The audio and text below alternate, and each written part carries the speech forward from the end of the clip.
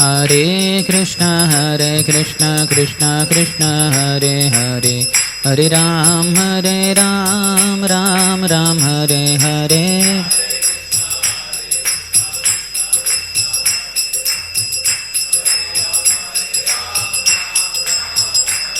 हरे कृष्ण कृष्ण कृष्ण हरे हरे, हरे राम राम राम हरे हरे।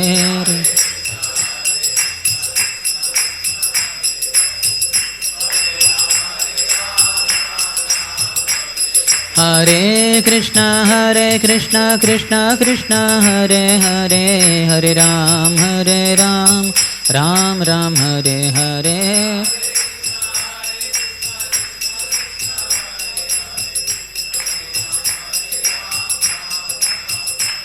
हरे कृष्ण कृष्ण कृष्ण हरे हरे, हरे राम राम राम हरे हरे।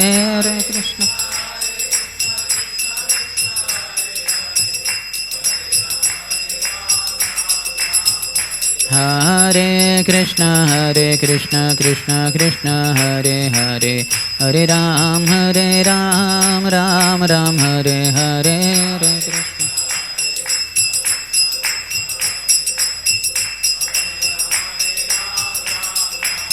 हरे कृष्ण हरे कृष्ण कृष्ण कृष्ण हरे हरे, हरे राम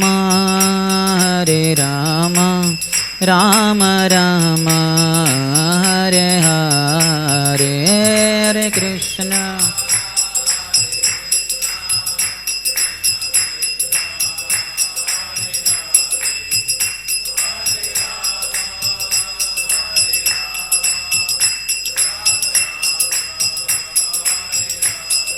जय राधा मदन मोहन राधा मदन मोहन राधे।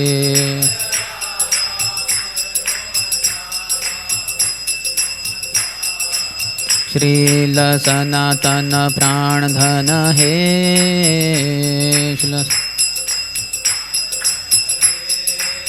श्रील सनातन प्राण धन हे, सनातन जायो राधा मदन मोहन राधा मदन मोहन राधे।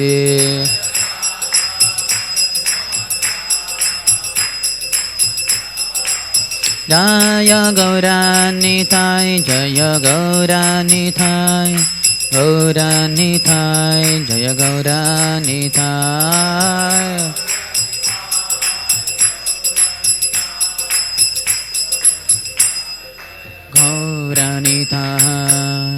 जय ओम विष्णुपाद परमहंस परिव्रजकाचार्य अष्टोत्तर शत श्री श्रीमती डिवाइन ग्रेस अभय चरणारविंद भक्ति वेदांत स्वामी श्रील प्रभुपाद की।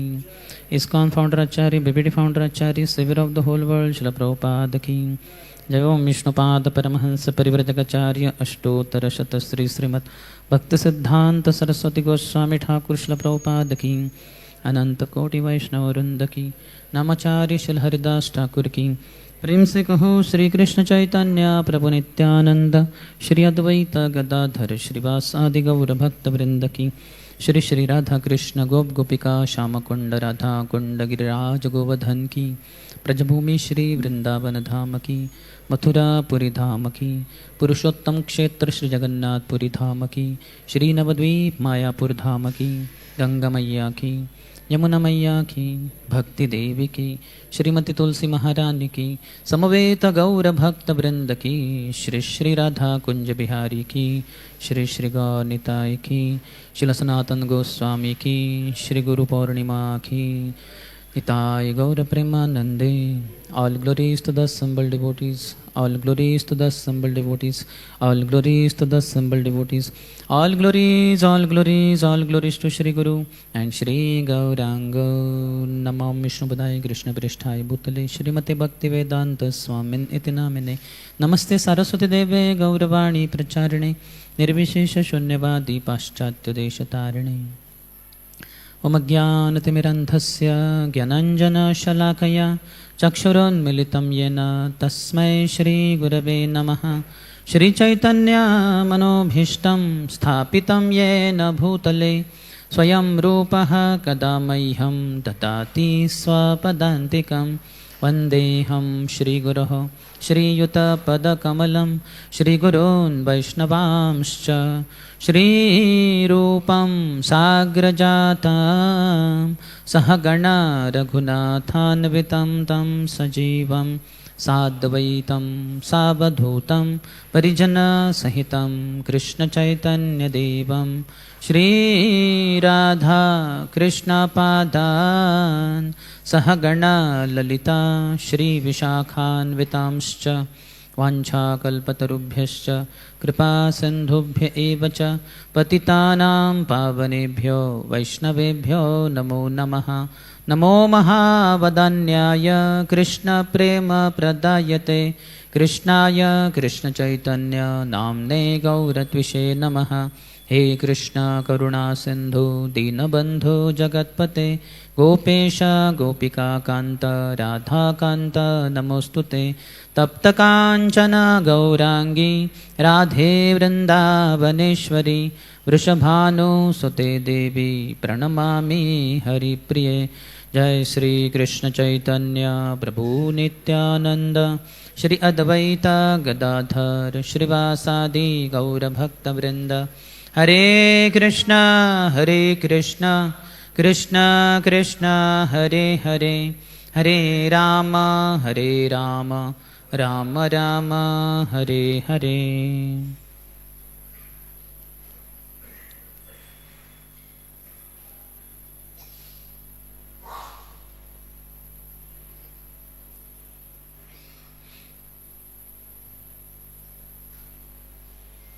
हरे कृष्णा। आज सुबह के इस कक्षा में उपस्थित सभी भक्तों का हार्दिक स्वागत है।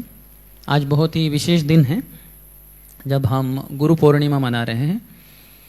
तो गुरु पूर्णिमा व्यास पूर्णिमा के नाम से भी प्रसिद्ध है। आषाढ़ महीने की ये पूर्णिमा, क्योंकि कहते हैं कि व्यासदेव का जन्म हुआ था इस दिन।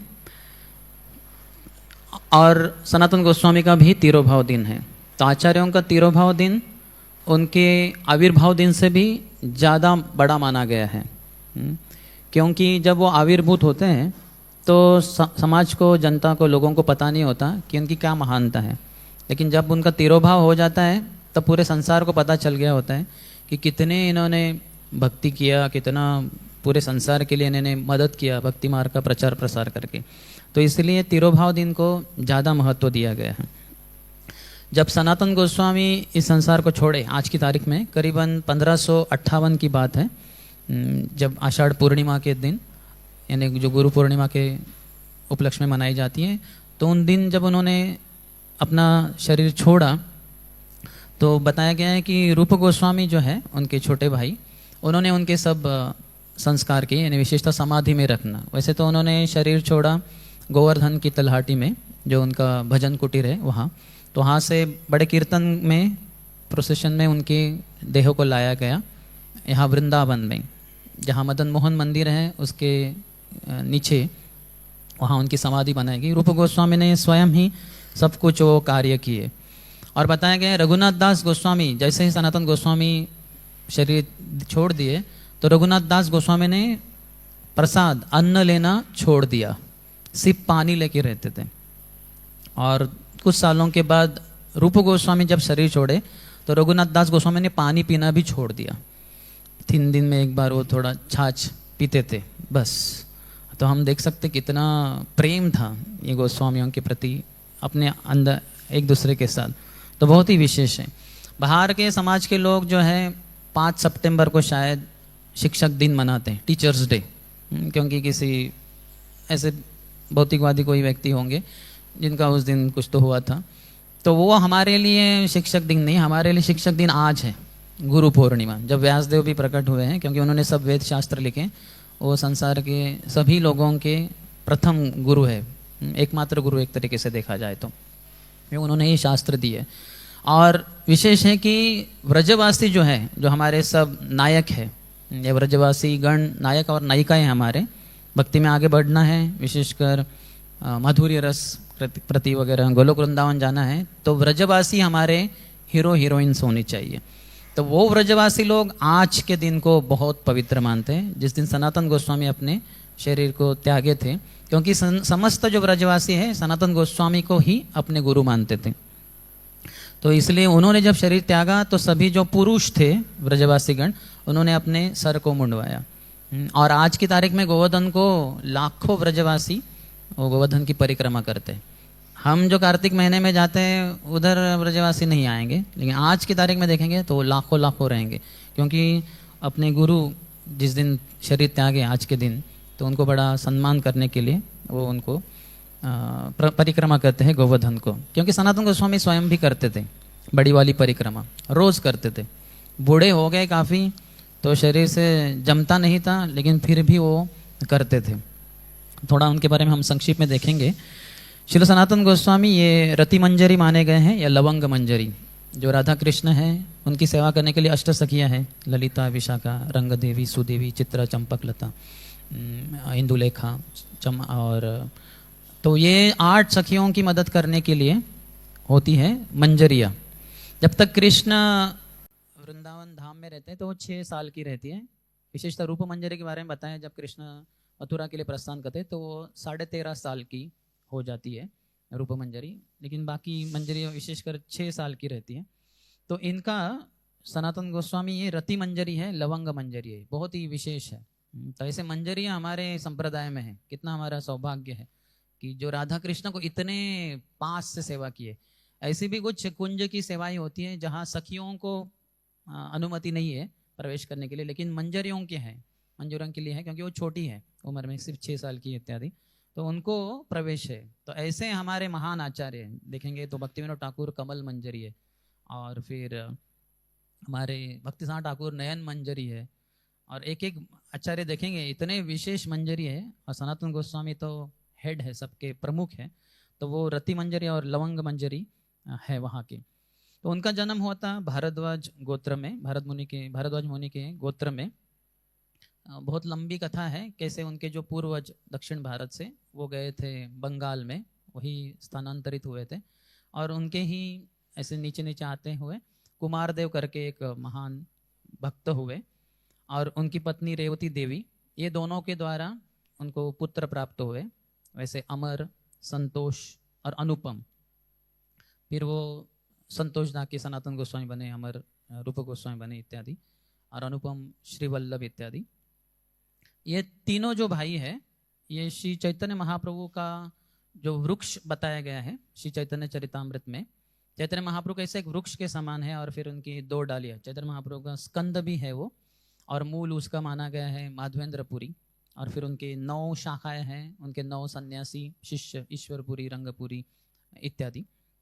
और खुद स्कंद जो है वो श्री चैतन्य महाप्रभु है। फिर उसकी 2 प्रमुख टहनियाँ, अद्वैताचार्य और नित्याप्रभु, और बहुत सारे अन्य शाखाएं, और इनके वर्णन है। तो 43, 44 और 45 ये 3 जो शाखाएं हैं जो पश्चिम दिशा में है इस पेड़ की, वो सनातन गोस्वामी, रूप गोस्वामी और अनुपम बताए गए हैं। और ये वृक्ष की एक डाली इस्कॉन संस्था भी है। हरि बोल।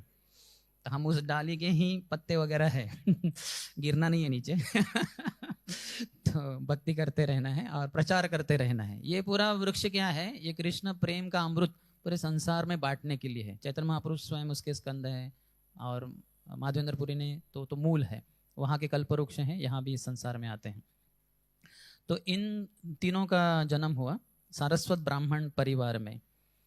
तो बहुत ही नेक, बहुत ही अच्छे, बहुत पढ़े लिखे, बहुत ही विद्वान, ऐसे ये तीनों पुत्र थे। दिखने में बहुत सुंदर, सभी अच्छे गुणों से संपन्न, और स्वभाव था क्योंकि कृष्ण भक्त थे सभी परिवार वाले, तो ये भी अच्छे कृष्ण भक्त थे, तीनों भाई भी।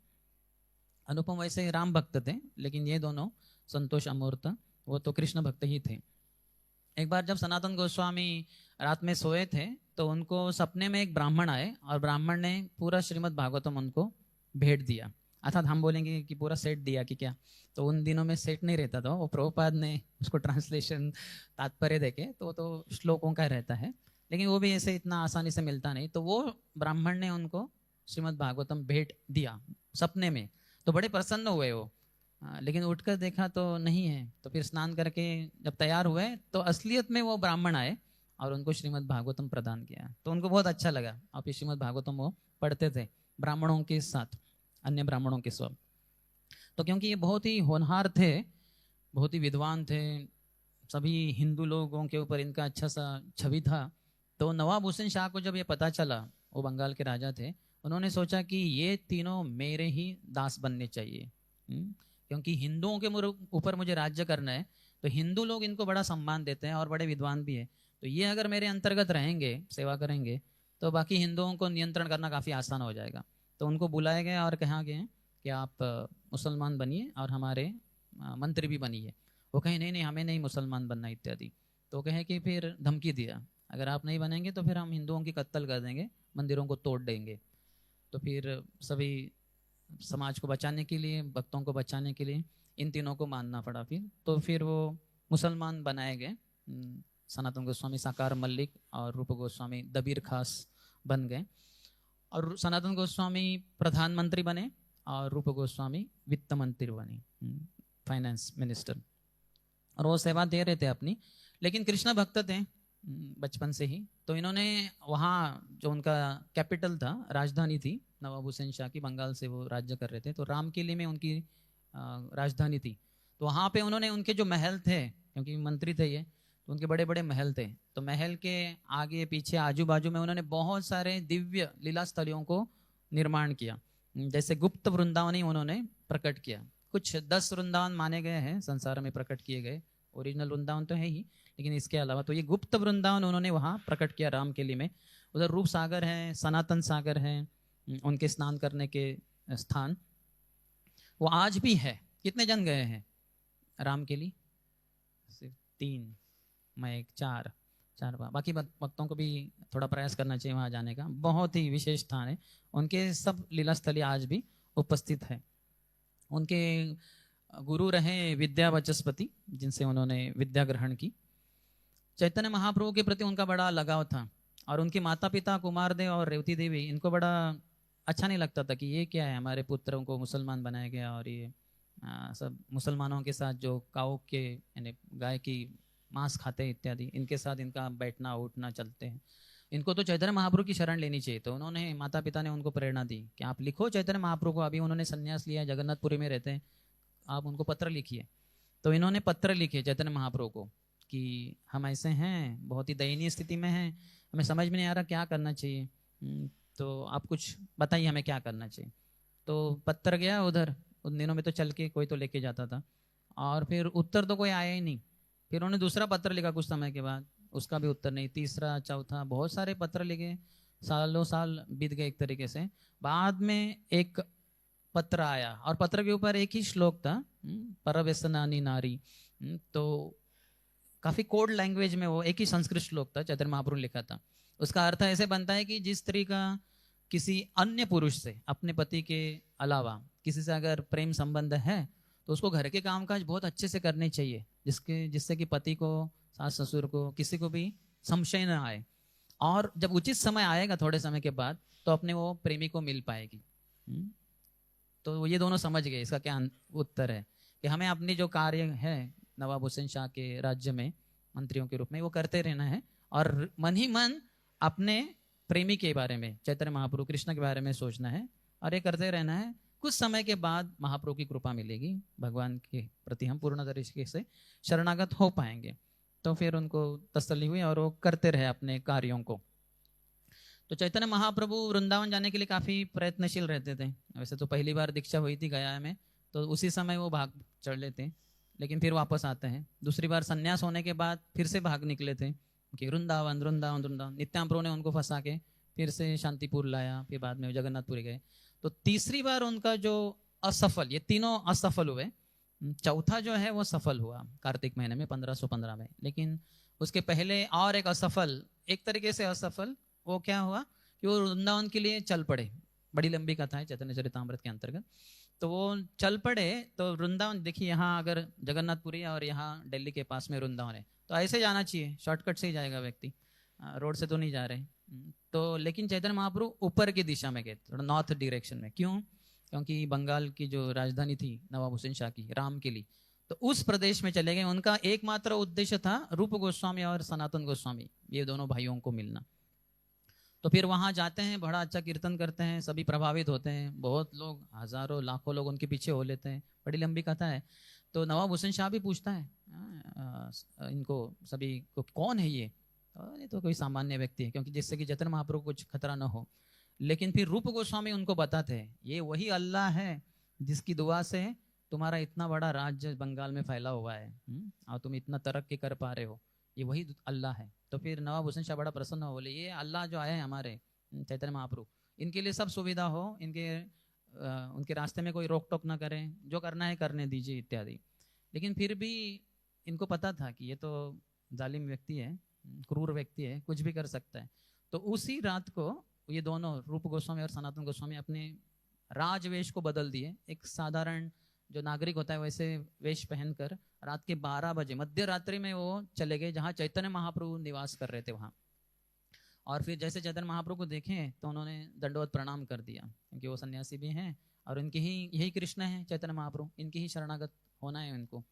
ऐसे भी बताया गया है कि इनके साथ अनुपम के छोटे बेटे जीव गोस्वामी, छोटे बालक थे वो भी गए थे, और अपने दोनों चाचाओं को चैतन्य महाप्रभु के प्रति उनकी जो शरणागति है वो देख रहे थे, क्या क्या हुआ, वो थोड़ा दूर से देख रहे थे। वो पेड़ भी है आज की तारीख में जिसके नीचे रूप सनातन मिले थे चैतन्य महाप्रभु से। तो दोनों दंडवत प्रणाम करते हैं और बहुत ही दीनहीन होकर अपने मुंह में घास के तिनके लेकर और गले में एक रुमाल बांधकर, एक कपड़ा बांधकर, ये सब नम्रता के प्रतीक है, और कहते हैं कि हम बहुत ही दीन हैं, बहुत ही पतित हैं, कृपया आप हमारा उद्धार करें। तो चैतन्य महाप्रभु इतना प्रसन्न हो जाते हैं इन दोनों की नम्रता से, कहते हैं कि आज है ते तुम्हारा नाम रूप सनातन, दैन्य छाड़ तुम्हारा दैन्य फाटे मोरा मन। वो कहते हैं कि आज से तुम दोनों का नाम रूप है और सनातन है। आज है ते तुम्हारा नाम रूप सनातन, और पहला ही आदेश है दीक्षा के बाद, क्या है? दैन्य झाड़, नम्रता छोड़िए। इतनी नम्रता, मेरा तुम्हारा दैन्य फाटे मोरा मन, तुम्हारे दैन्यता से मेरा हृदय पिघल रहा है। तो इतना दीनता नहीं, अच्छा थोड़ा सा कम कीजिए उसको। तो हमारे लिए दीक्षा के समय क्या बताया जाता है कि अरे मेरे शिष्य थोड़ा तो नम्र, कितना अहंकार है। और तुम्हारे भक्त जनों में हमसे बढ़कर कौन, स्वामी हमसे बढ़कर कौन, इस्कॉन पुणे कैंप टेम्पल में हमसे बढ़कर कौन, या एनवीसीसी। तो हमारा बहुत अहंकार होता है, तो इसलिए गुरु अपनी पूरी शिक्षाओं के साथ, यही हमारे गुरुदेव तो परम पूज्य राधा स्वामी महाराज, ऐसा कोई एक लेक्चर शायद नहीं हुआ कि जिसमें उन्होंने तुरणादपि नीचे ने श्लोक कोट नहीं किया, क्योंकि सब पढ़े लिखे बड़े बड़े मुंबई के लोग, पुणे के, तो फिर थोड़ा आप शांत रहिए, अपने आप को दीनहीन समझिए, आप है ही। तो काफी बताना पड़ता है, लेकिन इनके ये बहुत ही विशेष है। सनातन गोस्वामी ये नम्रता के प्रतीक है, रूप सनातन दोनों ही नम्रता। चैतन्य महाप्रभु ने अपने 4 अनुयायियों के द्वारा 4 गुणों को प्रदर्शन किया, पूरे संसार के सामने एक उदाहरण प्रस्तुत किया। तो रूप सनातन दोनों नम्रता के प्रतीक है, लेकिन विशेषकर सनातन गोस्वामी नम्रता के प्रमुख प्रतीक माने गए। हरिदास ठाकुर के द्वारा उन्होंने टॉलरेंस, सहिष्णुता सिखाई। फिर रामानंद राय के द्वारा सेंस कंट्रोल, इंद्रिय संयम सिखाया। और दामोदर पंडित के द्वारा न्यूट्रलिटी और इंडिफरेंस, वो जो ऐसे वो चैतन्य महाप्रभु को भी वो उपदेश देते थे। तो ऐसे 4 अनुयायियों के द्वारा उन्होंने 4 सबक सिखाए, 4 गुण सिखाए पूरे संसार में। यहीं पे रामकिली में उनका दीक्षा हो गया, दोनों रूप सनातन बने और शरणागत हुए। लेकिन सनातन गोस्वामी महाप्रभु को पता है कि महाप्रभु ये उचित नहीं है, आप इतने लोगों के साथ जा रहे हैं, हजारों लोग जा रहे हैं और फिर समस्या भी कर रहे हैं, पर्यावरण को तोड़ रहे हैं। और वृंदावन ये बहुत ही एकांत स्थान जैसे है, एकांत में जाके उसको भेंट देना अच्छा है, या 2-4 अन्य अनुयायियों के साथ, इतने हजारों लाखों लोगों के साथ जाना ये उचित नहीं है। आप अगर ठीक समझें तो वो करें। तो चैतन्य महाप्रभु सुबह उठकर स्नान करके आगे वृंदावन की तरफ प्रस्थान करते हैं, कन्हैया नटशाला पहुंच जाते हैं, वहाँ उनको कृष्ण के दर्शन होते हैं। फिर वो सनातन गोस्वामी के जो अनुमोदन था, जो अनुमति जो उन्होंने निवेदन किया था, उसके बारे में सोचते हैं कि वो उचित है, ऐसे इतने लोगों के साथ जाना अच्छा नहीं है। तो चैतन्य महाप्रभु मुड़ के फिर से वापस जगन्नाथपुरी चले जाते हैं। तो रूप सनातन के विचारों को उन्होंने काफ़ी गहराई से लिया। फिर उसके बाद अभी इन दोनों ने तय कर लिया कि अभी हमें नवाब की नौकरी नहीं करनी है, हमें चैतन्य महाप्रभु की शरण होना है। तो इसलिए उन्होंने रूप गोस्वामी तो वहाँ से भाग गए। अभी सनातन गोस्वामी नहीं भाग सकते थे क्योंकि वो प्रधानमंत्री भी थे और समस्या हो जाती थी फिर। तो फिर उन्होंने एक क्या कहते हैं उसको सिक लीव लिया कि बीमार हो करके।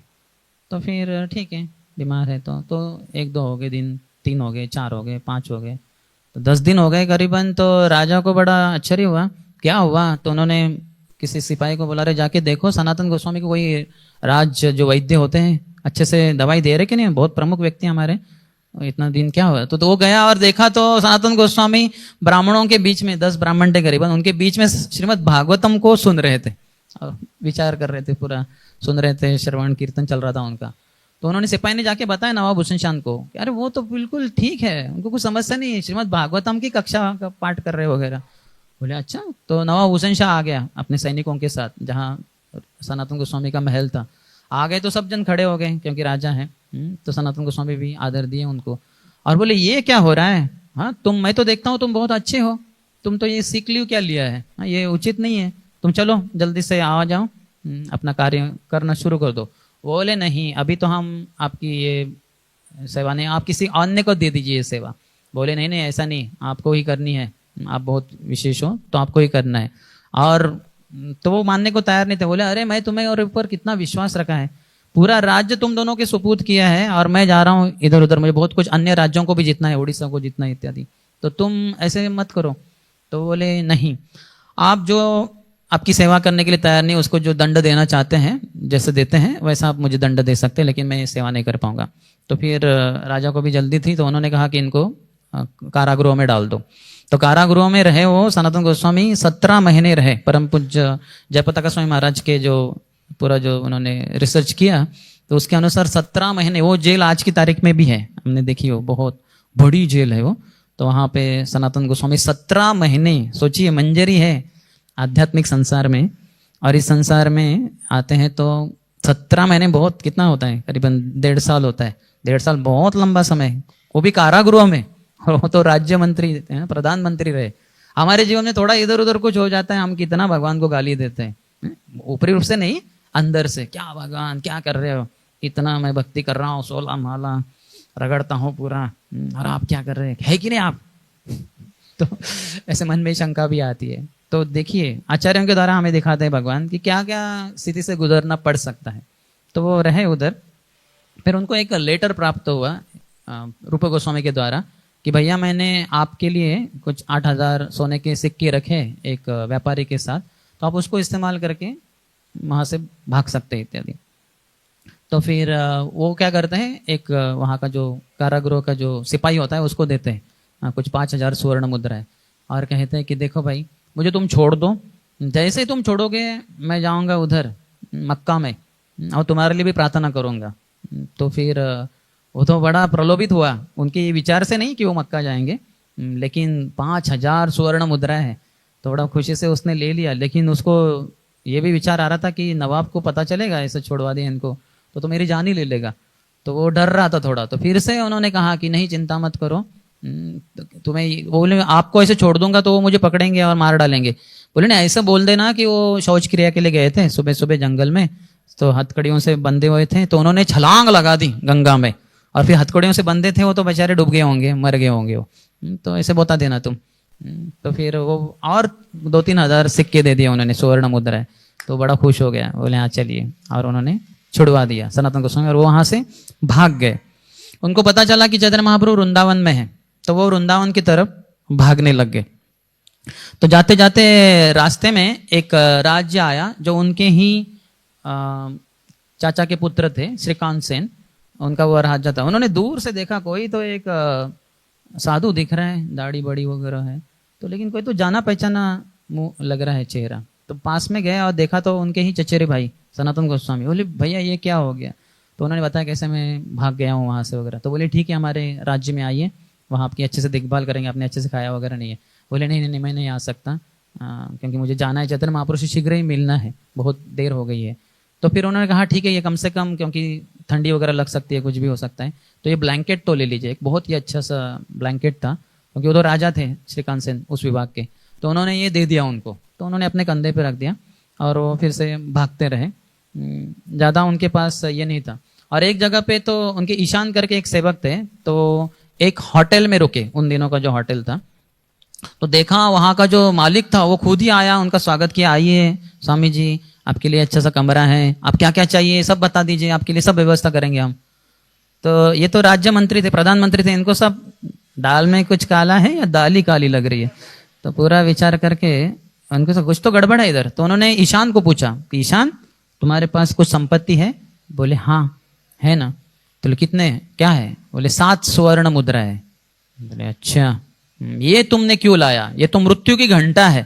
मृत्यु की घंटा क्या होती है? किसी जो ये रहता है प्रिजनर या जो कोई गुनहगार रहता है जिसको फांसी की शिक्षा वगैरह देने वाले हैं, तो फांसी देने के पहले वहां एक मृत्यु घंटा रहती है, उसको जोर से बजाते हैं सिपाहियों के द्वारा। तो सबको पता चलता है अभी किसी को तो फांसी दी जा रही है, किसी गुनहगार को, तो सब डरते हैं कि कोई हम गुनाह नहीं करेंगे इत्यादि। तो तुम ये वैसे ही मृत्यु की घंटा लेके चल रहे हो, इससे हम दोनों मारे जाएंगे, तो ये देना रखना उचित नहीं है। तो वहां क्या हुआ था, ये जो मालिक था उसके पास एक ज्योतिष शास्त्र देखने वाला एक ज्योतिषी था।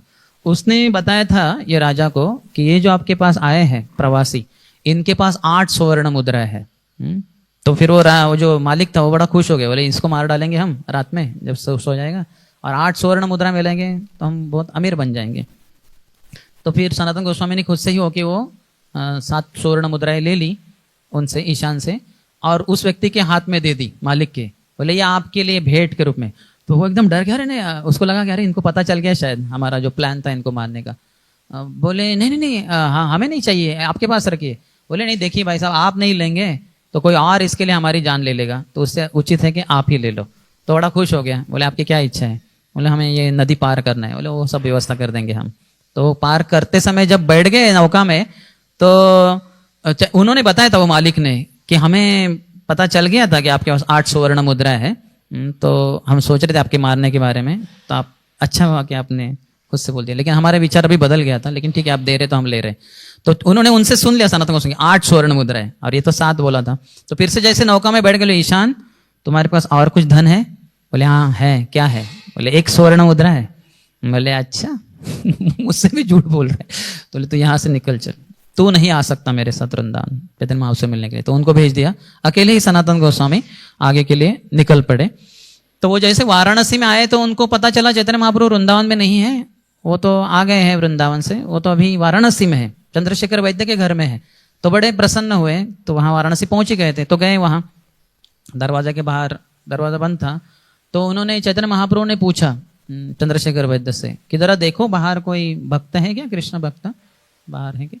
तो गए, दरवाजा खोल कर देखा इधर उधर रास्ते पे वगैरह, तो कोई नहीं। फिर से अंदर में नहीं, महाप्रभु कोई भक्त नहीं है उधर। बोले सही में कोई भक्त नहीं, कोई भी नहीं है? बोले नहीं, एक फकीर है, उसका दाढ़ी वगैरह बड़ा हुआ है। बोले अरे वो फकीर नहीं, वही सनातन गोस्वामी है। चैतन्य महाप्रभु तो सर्वज्ञ है, भगवान है, तो सब कुछ जानते हैं कौन क्या है।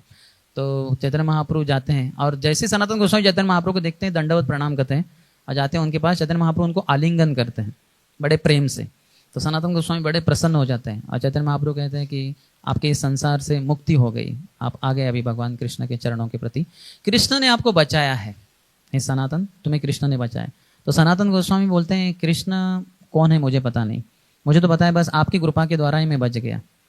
तो ऐसे श्रेय देना चाहिए हमारे जो निकटवर्ती भक्त हैं उनको। नहीं तो हम ऐसे बोलते हैं कि हाँ कुंज बिहारी की कृपा मुझे मिल गई। कुंज बिहारी की कृपा ऐसी नहीं मिली हमें, गुरु से मिली। गुरु की कृपा भी ऐसी नहीं मिली, भक्तों के द्वारा मिली है, और आज भी वही मिल रही है भक्तों के द्वारा। तो भक्तों को हम त्याग नहीं सकते। हरि गुरु वैष्णव भागवत गीता, तो ये सबकी सेवा करनी है हमें। तो सनातन गोस्वामी बड़े प्रसन्न होते हैं।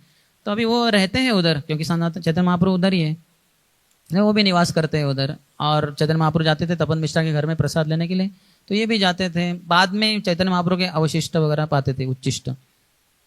तो हर बार इनका दोनों का मिलना होता। तो चैतन्य महाप्रभु जैसे हम कोई किसी से मिलते हैं तो आंखों में आंखें देखेंगे, किधर इधर उधर देख सकते हैं। तो चैतन्य महाप्रभु की नजर उनके कंधे पे जो था ब्लैंकेट, उस पे ऐसे जाते, फिर से उनसे बात करते थे वो, लेकिन बीच बीच में वो आंखें, तो सनातन गोस्वामी को थोड़ा सा समझ में आ गया कि महाप्रभु तो बार बार मेरे कंधे के ऊपर ही देख रहे हो, क्या है कंधे के ऊपर? वो ब्लैंकेट है। तो समझ गए, जो फर्स्ट क्लास डिसाइबल होता है उसको गुरु के इशारों से वगैरह से समझ जाता है क्या है। बोले तो कुछ नहीं महाप्रभु, नॉर्मल वार्तालाप चल रहा है, तो समझ गए। तो फिर वो चले गए गंगा किनारे, वाराणसी में तो गंगा है, तो वहां गए और वहां एक धोबी था, वो धो रहा था कुछ कपड़ों को, और उसके पास एक पुरानी ब्लैंकेट भी थी, इतना हाई क्वालिटी की नहीं, वो गरीब था बेचारा। तो सनातन गोस्वामी ने उनके सामने एक प्रस्ताव रखा कि हे महाशय, क्यों ना हम दोनों अदला बदली कर ले, आपका जो ब्लैंकेट है वो आप मुझे दे दीजिए और मेरा वाला आप लीजिए। तो जैसे उन्होंने देखा सनातन गोस्वामी के कंधे पे जो बहुत ही कॉस्टली, क्योंकि राजा श्रीकांत सेन के द्वारा दिया, तो बोले भाई साहब आप क्या मेरा मजाक उड़ा रहे हैं मेरे गरीब का? वो आपका कितना कॉस्टली ब्लैंकेट है और मेरा तो कितना है ना गरीब का फटा हुआ भी है। बोले नहीं नहीं मैं मजाक नहीं कर रहा हूँ, मैं सही में बोल रहा हूँ। बोले सही में? हाँ सही में। तो फिर एकदम खुशी से उसने उनकी फटी हुई जो थी क्विल्ट वो दे दी और इन्होंने ब्लैंकेट स्वीकार किया। वो बड़ा प्रसन्न हो गया। और सनातन गोस्वामी फिर अभी वो फटे पुराने वो जो ब्लैंकेट था उसको कंधे पे रख के जैसे महाप्रभु के सामने आ गए, महाप्रभु इतना प्रसन्न हुए थे, वो तुरंत समझ गए कि मैंने सही किया, और कहे कि सनातन तुम्हारे हृदय में जो थोड़ा सा कुछ आसक्ति बचा था वो तुमने अभी त्याग दिया है। सोचो अगर तुम जाते भिक्षा मांगने, क्योंकि वो भिक्षुक का जीवन है ना, सन्यासी का जीवन है, भिक्षा मांगने जाएंगे किसी गृहस्थ के घर में कि माता जी कृपया कुछ भिक्षा दीजिए, तो माता जी तो ब्लैंकेट की तरफ देख के बोलेगी अरे क्यों, कौन किसको भिक्षा देना चाहिए, तुमने मुझे वो ब्लैंकेट भिक्षा दे दो, कितना कॉस्टली ब्लैंकेट है।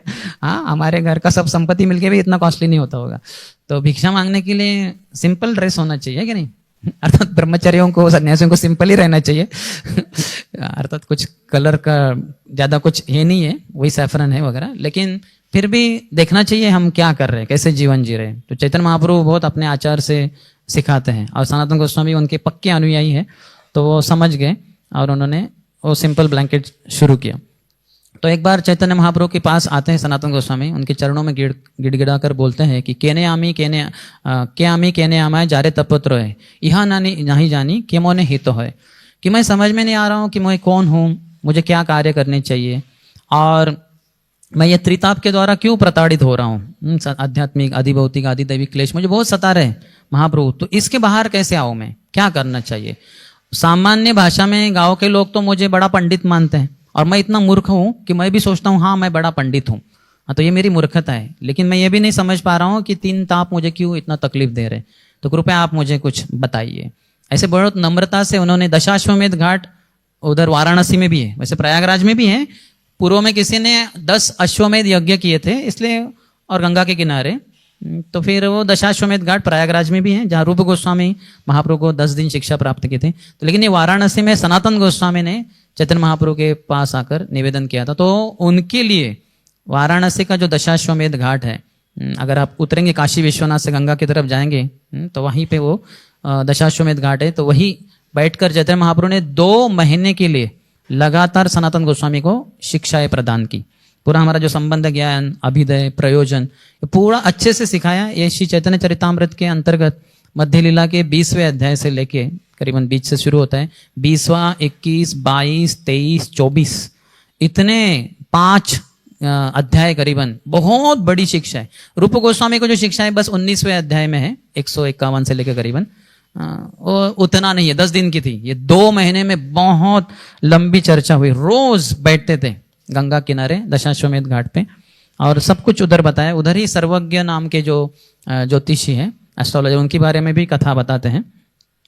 तो सनातन गोस्वामी प्रश्न भी पूछते थे बीच बीच में, तो उन्होंने जब अवतारों का वर्णन होने लग गया, 6 प्रकार के अवतार है ना, लीला अवतार, पुरुष अवतार, गुण अवतार, मनवंतर अवतार, शक्तवेश अवतार इत्यादि, पुरुष अवतार। तो फिर चैतन्य महाप्रभु को इन्होंने प्रश्न पूछा कि आपने तो युगावतार बताए, सत्ययुग के, त्रेतायुग के, द्वापर युग के, कलयुग के कौन है युगावतार? ऐसे बन रहे थे वो, है ना, उनको पता है चैतन्य महाप्रभु ही है, तो लेकिन जानबूझकर पूछ रहे थे, है ना, कि कौन है कलयुग के युगावतार। तो चैतन्य महाप्रभु थोड़ा सा क्रोधित हो जाते थे, सनातन तुम तो सब कुछ जानते हो, उसके बारे में पूछो मत, क्योंकि वो खुद के बारे में कैसे बताए कि मैं खुद ही हूँ युगावतार हूँ।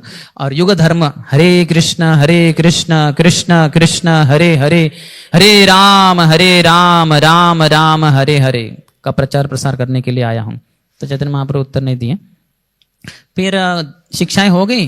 2 महीने के बाद चैतन्य महाप्रभु ने उनको आदेश दिया कि आप वृंदावन जाओ और वहाँ सुबुद्धि राय के अंतर्गत रहकर वृंदावन की वो जो 10-12 जो वन है उनके आपको भ्रमण कराएंगे वगैरह। उसके बाद जगन्नाथपुरी में मुझसे मिलने के लिए आ जाना। तो सनातन गोस्वामी चले जाते हैं वृंदावन, वहाँ रहते हैं सुबुद्धि राय के साथ और वो उनको अच्छे से सेवा करते हैं, वृंदावन के वनों का दर्शन इत्यादि कराते हैं। तो उन्होंने उनसे ही सुना कि पहले रूप गोस्वामी भी यहाँ रह रहे थे वृंदावन में और अभी वो जगन्नाथपुरी चले गए, तो इनका भी यहाँ रहना हो गया था। तो उन्होंने सोचा चलो हम अभी जाते हैं पूरी धाम के लिए। तो पूरी धाम की तरफ प्रस्थान किया। आते आते चलते चलते आ रहे हैं तो बीच में झारखंड वन से गुजरे। कभी प्रसाद मिला, कभी नहीं मिला, कभी भूखे रहे, उपवास किया। और एक बार तो उन्होंने ऐसे एक पानी पिया एक जलाशय का जिसका पानी गंदा था, दूषित था। तो उपवास भी हो रहा था और साथ ही साथ ये गंदा पानी पी लिया। तो इसके कारण इनके शरीर में बीमारी हो गई। सनातन गोस्वामी के पूरे फोड़े आ गए पूरे शरीर के ऊपर और वो फुट के उसमें से गंदा वगैरह द्रव बहता था। लेकिन वो तो शारीरिक चेतना में है नहीं। चलते चलते वो आ गए, पहुंच गए जगन्नाथपुरी। और ऊपरी रूप से उनको मुसलमान बनाया गया था पहले में, तो नम्र थे। हालांकि सारस्वत ब्राह्मण परिवार से थे, लेकिन राजा ने उनको बनाया था मुसलमान। तो उसी को सोचकर कि मैं बहुत ही दीनहीन हूँ, पतित हैं हम लोग और सिर्फ हिंदुओं को ही प्रवेश है जगन्नाथ मंदिर में, तो हम पात्र है ही नहीं, मैं पात्र हूँ ही नहीं मंदिर में प्रवेश करने के लिए। तो कहाँ रहना है? हरिदास ठाकुर जो जन्म से ही मुसलमान परिवार से थे, वो भी मंदिर कभी गए नहीं थे। मंदिर से थोड़ा पास में ही चैतन्य महाप्रभु के जो गंभीरा था उसके थोड़ा बाजू में ही था। तो वहाँ पे वो उनके साथ रहते थे। रोज सुबह चैतन्य महाप्रभु की परिपाटी थी कि जैसे ही उठते थे स्नान वगैरह करके वो जगन्नाथ मंदिर में जाते थे, भगवान की मंगल आरती उप्पल भोग वगैरह वो अटेंड करके भगवान का महाप्रसाद लेकर पहले आते थे हरिदास ठाकुर के पास, क्योंकि वो नामाचार्य है। महाप्रभु ने उनकी नम्रता जानते हैं कितना है, तो फिर उनको महाप्रसाद इत्यादि देते थे, बातचीत करते थे। तो अभी सनातन गोस्वामी आ गए, देखे महाप्रभु तो तुरंत दंडवत प्रणाम कर दिए। तो बोले कौन है? तो हरिदास ठाकुर बोले ये सनातन आपके। बड़े प्रसन्न हुए और जाके उनको आलिंगन किया चैतन्य महाप्रभु ने।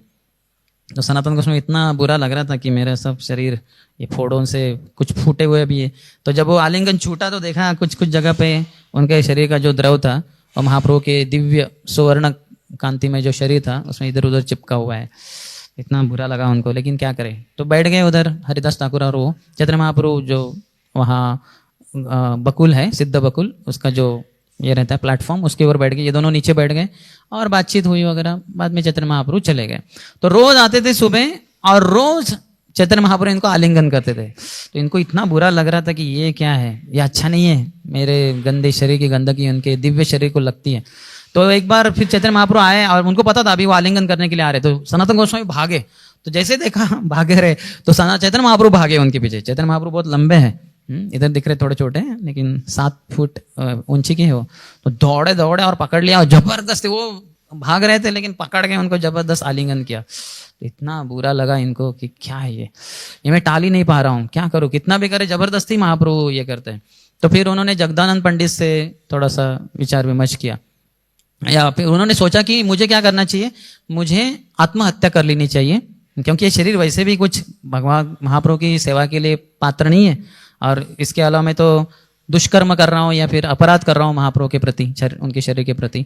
तो अच्छा है ये गंदा पापी शरीर मैं रथ यात्रा का जो रथ है जगन्नाथ का उसके नीचे डाल दूँ और पहिया चला जाएगा ऊपर से और चला जाएगा, ये शरीर चला जाएगा, अगला शरीर भगवान की कृपा से मिल जाएगा। तो चैतन्य महाप्रभु सर्वज्ञ है, सब जानते हैं। तो फिर वो आते हैं दूसरे दिन और जैसे ही सनातन गोस्वामी भागने जाते हैं फिर से पकड़ के आलिंगन करते हैं और फिर बताते सनातन वो आत्महत्या का विचार तुम छोड़ दो, क्या सोच रहे हो, क्या ऐसे जगन्नाथ के रथ के पहिए के नीचे जाकर कोई भगवान की प्राप्ति कर सकता है? ऐसे होता तो मैं तो करोड़ों बार अपने शरीर को उधर न्योछावर कर देता। ऐसे प्राप्ति नहीं होती भगवान की। भगवान की प्राप्ति होती है भजन से। भजन करो तुम अच्छे से। और फिर कहते हैं भजनेर मध्य सर्वश्रेष्ठ नवविधा भक्ति, कृष्ण प्रेम कृष्ण दीते धरे महाशक्ति। सब प्रकार के भजन है उसमें सर्वश्रेष्ठ है नवविधा भक्ति, श्रवणम कीर्तनम विष्णु स्मरणम पाद सेवनम अर्चनम वंदनम दास्यम सख्यम आत्मनिवेदनम। तो वो करो। और उसमें भी श्रेष्ठ क्या है, उससे कृष्ण प्रेम और कृष्ण प्राप्त होता है, 2 महाशक्ति है। तार मध्य सर्वश्रेष्ठ नाम संकीर्तन, निरपराध नाम लैले पाबे प्रेम धन। ये 9 में भी सर्वश्रेष्ठ है हरे कृष्ण कृष्ण कृष्ण हरे हरे, हरे राम राम राम हरे हरे, हरि नाम संकीर्तन। अगर निरपराध भाव से कोई अगर हरि नाम ले तो उसको कृष्ण प्रेम धन प्राप्त होगा। तो ये विचार छोड़ दो। तो सनातन गोस्वामी वो विचार छोड़ देते हैं।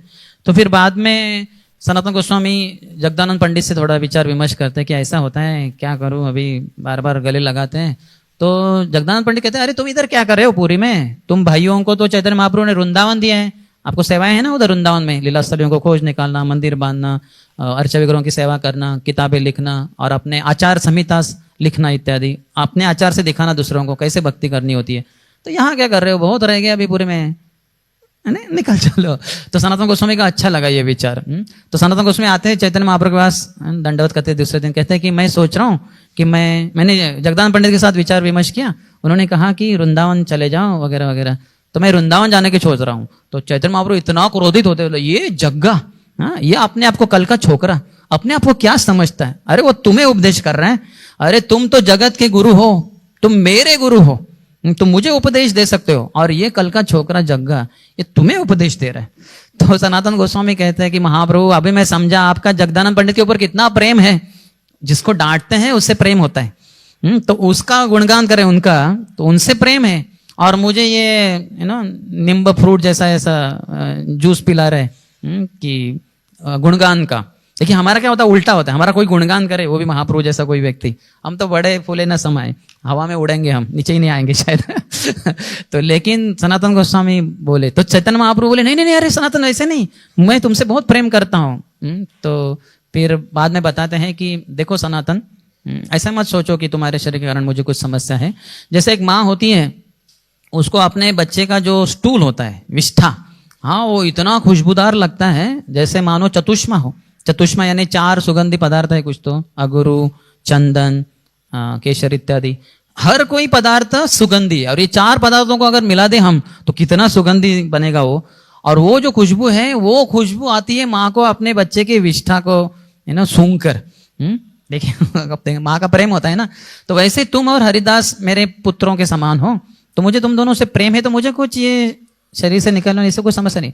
और अलग एक दूसरी बात है, मैं सन्यासी हूँ, सन्यासी के लिए ये अच्छा, ये बुरा, ये उचित, ये अनुचित, ऐसा कुछ नहीं होता है, ये नहीं होता। वो ड्युअलिटी, द्वंद्व के परे होता है। तो इससे मुझे कुछ अंतर नहीं पड़ता, तो तुम यहीं पे रहो। तो फिर वो वहां पे रह जाते हैं। और फिर बाद में कुछ समय के बाद उनको बताते हैं कि अभी आप जा सकते हैं। चैतन्य महाप्रभु वहां कहते हैं, जब उनका जब आत्महत्या के बारे में जो पहले बताने के रह गया, चैतन्य महाप्रभु हरिदास ठाकुर को बोलते हैं, उनको भी बताते हैं सनातन गोस्वामी, अरे तुम्हारा जो शरीर है तुम कैसे उसको मिटा सकते हो, ये तो मेरी संपत्ति है, दूसरे की संपत्ति का नाश करने का तुम्हें कोई अधिकार ही नहीं बनता। फिर हरिदास ठाकुर की तरफ देखकर बोलते, देखो हरिदास कैसे कर रहा है ये, इनका शरीर के द्वारा मुझे वृंदावन में और मथुरा में बहुत कुछ कार्य करने हैं, क्योंकि माँ ने मुझे बोला है यहाँ रहो जगन्नाथपुरी में, तो मैं जा नहीं सकता वृंदावन। तो वृंदावन में बहुत सारे कार्य करना है, सेवाएं करनी है, ये तो इनके द्वारा करनी है। तो इनका शरीर मेरा संपत्ति, इन्होंने पहले ही मुझे सोपूत कर दिया था रामकिली में, और अभी देखो कैसे दूसरे की संपत्ति को मारने पे तुले हुए, ये कोई उचित है? तो हरिदास ठाकुर इतने खुश हो जाते हैं। अरे बाद में बताते हैं, जब चैतन्य महाप्रभु चले जाने के बाद, सनातन तुम्हारा कितना सौभाग्य है, तुम्हारे शरीर को चैतन्य महाप्रभु कह रहे हैं कि ये उनका संपत्ति है। हाँ, तुम कृष्ण के हो, चैतन्य महाप्रभु के हो। अगर हमारे शरीर को भगवान स्वीकार कर ले, हालांकि हम बहुत पापी हैं, लेकिन अगर भगवान स्वीकार कर ले तो बहुत बड़ा सौभाग्य है।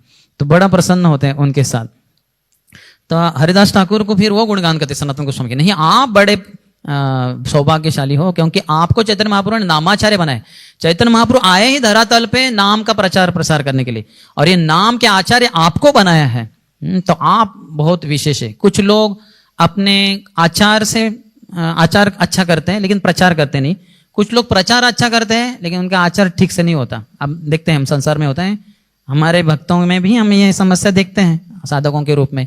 आचार अच्छा होता है कभी, लेकिन प्रचार नहीं करते हैं। प्रचार होता है अच्छा, आचार ठीक नहीं है, जो कर रहे प्रचार उसके अनुसार जीवन नहीं जी रहे, थोड़ा गड़बड़ हो रहा है इधर उधर।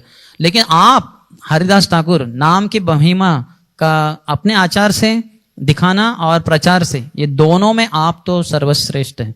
तो सनातन गोस्वामी हरिदास ठाकुर का भी गुणगान करते हैं।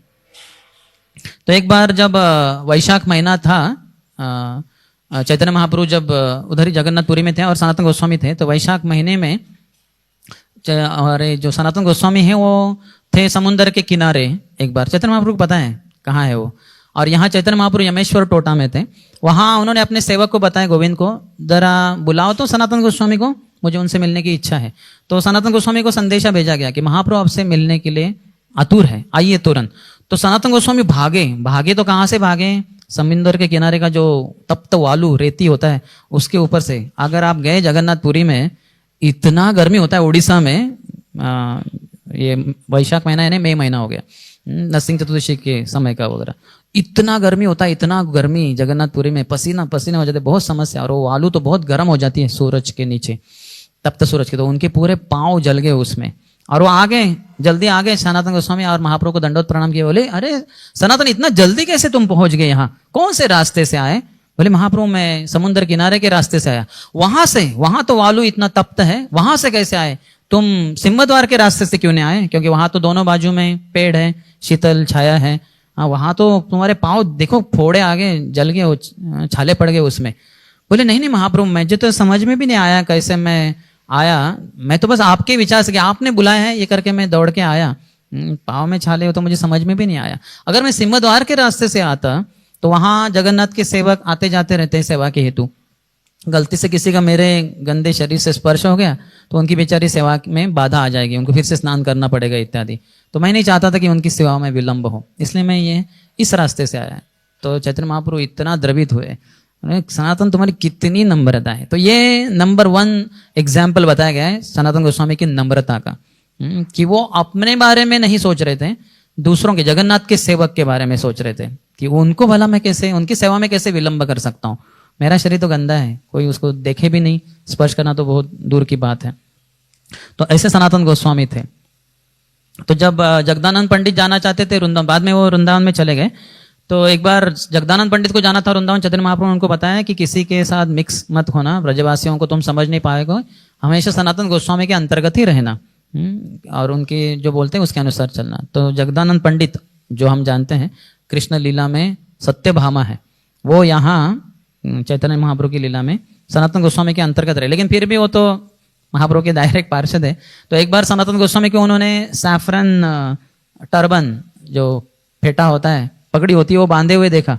तो उनको बड़ा हर्ष हुआ, अरे सनातन गोस्वामी, आपके पास चैतन्य महाप्रभु का ये जो वस्त्र है, आपको ये कैसे मिला? ऐसे बड़े उत्साह से पूछा। बोले, नहीं, ये तो चैतन्य महाप्रभु का नहीं, ये तो एक सन्यासी ने मुझे भेंट दिया, वो जो वृंदावन से वो जो आए थे उन्होंने मुझे भेंट दिया था, तो उनका है। तो इतना क्रोधित हुए जगदानंद पंडित, उन्होंने वो जो भात का यानी राइस का जो ये था मटका था, उसको लेकर दौड़े उनके सर पे पटकने के लिए कि ऐसे कैसे चैतन्य महाप्रभु के अलावा किसी अन्य सन्यासी का वस्त्र वगैरह तुम अपने सर पे पहन सकते हो। तो सनातन गोस्वामी एकदम हाथ जोड़कर नम्रता से बोले कि आपका कितना प्रेम है, कितनी निष्ठा है चैतन्य महाप्रभु के प्रति, वैसे अगर मेरी होती तो मैं भी कितना प्रगति करता। तो फिर थोड़े वो शांत हो गए जगदानंद पंडित, तो बाहर है। तो सनातन गोस्वामी जब जगदानंद पंडित जा रहे थे वापस जगन्नाथपुरी, तो उन्होंने उनके साथ कुछ भेंट वस्तुएं दी, गुंजमाला इत्यादि, और साथ ही साथ कुछ पीलू फल भी दिए।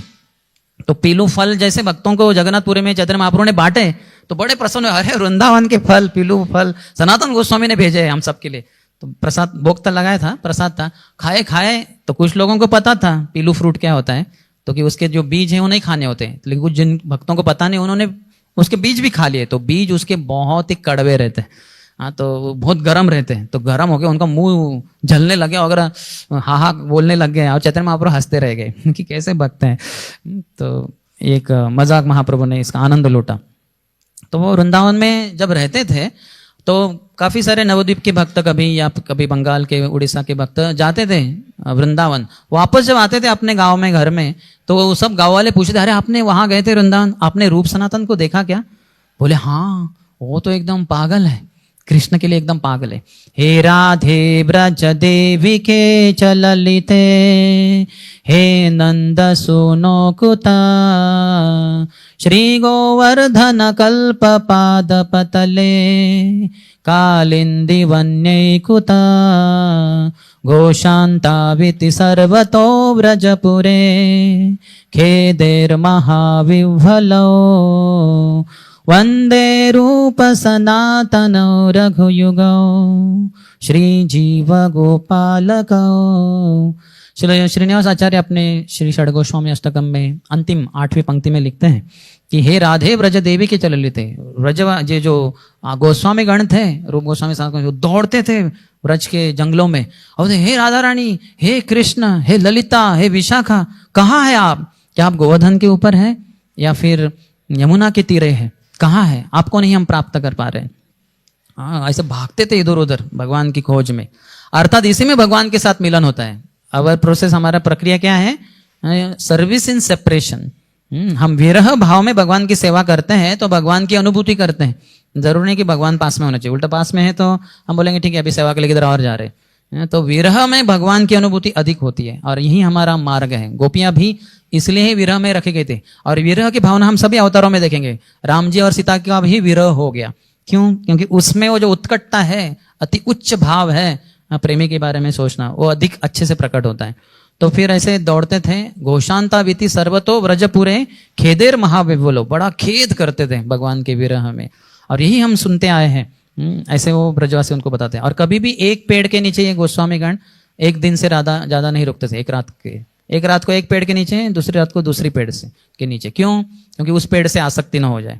हम कितना आसक्त रहते हैं अपने घर से, हम ब्रह्मचर्य, हम तो रूम में जो बैठने का स्थान है, सोने का स्थान बहुत हाई लेवल ऑफ इनसिक्योरिटी रहता है। लेकिन ये तो बड़े भगवान के ऊपर ही पूरे तरह से डिपेंडेंट थे। और वहां के ब्रजवासियों से इतना प्रेम था उनको, सनातन गोस्वामी का विशेषकर, सभी ब्रजवासी उनको गुरु के रूप में ही मानते थे।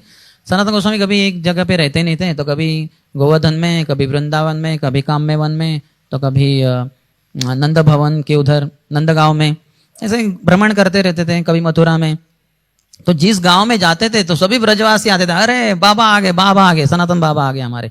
बड़े अच्छे से स्वागत होता था। बूढ़े लोग भी उनको बड़ा अच्छे से प्रणाम करते थे, कहते आइए बैठिए बाबा। अरे बहुत दिनों के बाद आए आप? हाँ, इतने दिन क्या कर रहे थे? बोले नहीं मैं थोड़ा इधर भी गया था उधर। नहीं, ये बहुत लंबे अरसे के बाद आए, तो अभी तुम्हें यहाँ रहना है, बहुत लंबे समय के लिए रहना। नहीं, मैं कल सुबह जाना चाहता हूँ। नहीं, तुम नहीं जा सकते, तुम्हें यहीं पे रहना है। इतना प्रेम था। और सनातन गोस्वामी सब परिवार वालों को, सभी को जानते थे। तो आपकी पत्नी कैसे है, आपके बेटे कैसे हैं, आपके बेटे का विवाह हुआ कि नहीं, बेटी का विवाह हुआ कि नहीं, और फिर आपकी गाय कैसी है, वो बछड़ा जो हुआ था पिछली बार जन्म, उसका भी कैसे बड़ा हो गया कि नहीं, कितना बड़ा हुआ। तो इतना सब कुछ सबके बारे में जानते थे। तो इसलिए ब्रजवासियों का बड़ा विशेष प्रेम था सनातन गोस्वामी से, और सब उनको गुरु के रूप में ही मानते थे। तो चैतन्य महाप्रभु, ऐसी वार्ता आई सनातन गोस्वामी के कानों पे कि चैतन्य महाप्रभु आने वाले फिर से एक बार। पहली बार तो आए थे, तब सनातन गोस्वामी नहीं थे, तो लेकिन 1515 में आए थे। लेकिन थोड़े समय के बाद फिर से वार्ता आई, तो बड़े प्रसन्न हुए। तो सनातन गोस्वामी ने उनके लिए एक कुटीर बनाया द्वादश आदित्य टीला पे। वहाँ वो स्थान है मदन मोहन मंदिर जहाँ पे है, तो वहाँ पे ही उन्होंने एक अच्छा सा कुटीर बनाया। हालांकि चैतन्य महाप्रभु तो नहीं आ पाए, लेकिन वहाँ पे ही सनातन गोस्वामी को, जब वो एक बार मधुकरी करने के लिए जाते थे इधर उधर, तो एक बार जब मथुरा में गए थे पुरुषोत्तम चौबे के घर में, तो वहां पे उन्होंने देखा कि उनके पास एक विग्रह थे, मदन गोपाल। क्योंकि जब पूर्व में, अर्थात ये तो बहुत पहले 5000 साल पूर्व, वज्रनाभ जो कृष्ण के प्रपौत्र है, कृष्ण के पुत्र प्रद्युम्न के पुत्र अनिरुद्ध और उनके पुत्र व्रजनाभ, तो उनको परीक्षित महाराज ने राजा बनाया था मथुरा प्रदेश का। तो उन्होंने भगवान की स्मृति में, माता उत्तरा के निर्देशन में, भगवान के बहुत सारे विग्रह बनाकर उनकी अलग अलग जगह पे स्थापना की थी। तो ये मदन मोहन थे, ये भी स्थापना किए थे, लेकिन कालांतर में हजारों सालों में वो चले गए थे, अदृश्य हो गए थे।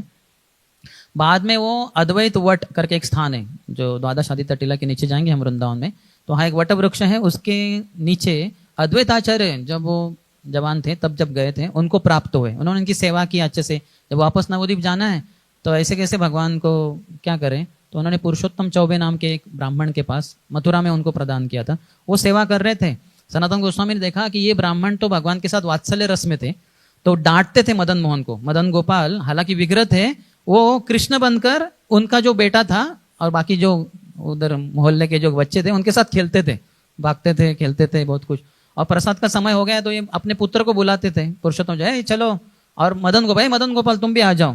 तो वो तो भागते थे, तो ये पीछे लाठी लेकर, छड़ी लेकर भागते थे, मदन गोपाल क्या कर रहे हो, आ जाओ जल्दी, देर हो रही है।